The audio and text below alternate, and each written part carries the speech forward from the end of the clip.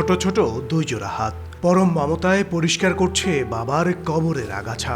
বরিশালের বাকেরগঞ্জের গারুরিয়ার হীরাধর গ্রামের 10 বছরের মেহেদি আর 7 বছরের মাইনুলের দিন কাটে এভাবেই।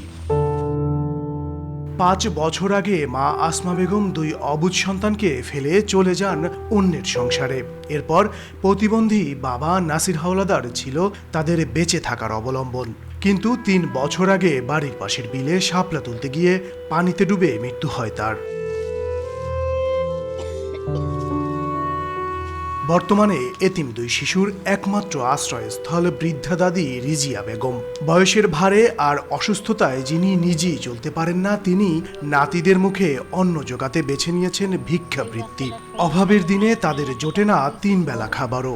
হঠাৎ করে হয়েছে যে 3 বেলাই আমরা খাই, যেকাল যেখান দৌড়াইতে সেই কেল আমরা খাই। হেরিয়ামে কোনো বেলা দৌড়াইতে পারি, কোনো বেলা পারি না, হেরিয়াম করে আমরা খাইতে এসে।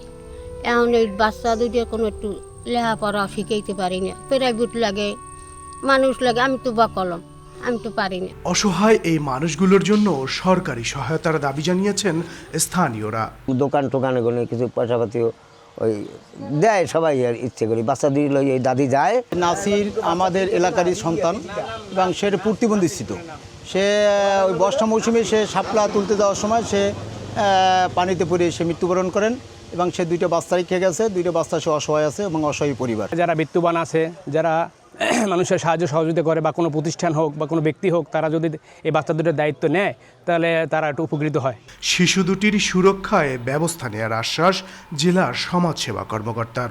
এখানে তারা লেখাপড়া করবে, সমস্ত ভরণ পোষণ সরকার বহন করবে। আর পাশাপাশি আমি উপজেলা সমাজসেবা অফিসের মেহেদির সাথে আলাপ করেছি, তাদের একটা বিধবা ভাতা দেওয়া যায় কিনা সে স্টেপ নেবে, এবং আমি তাকে অনুরোধ করেছি সরজমিনে ভিজিট করে এদের এই শিশু দুটির সুরক্ষার জন্য আমরা সমস্ত কার্যক্রম হাতে নেব। বেসরকারি সংস্থাগুলোর পরিসংখ্যান বলছে দেশে মেহেদি ও মাইনুলের মতো লাখো শিশু এখনও পুষ্টিহীনতা আর শিক্ষা ঝুঁকিতে দিন কাটাচ্ছে।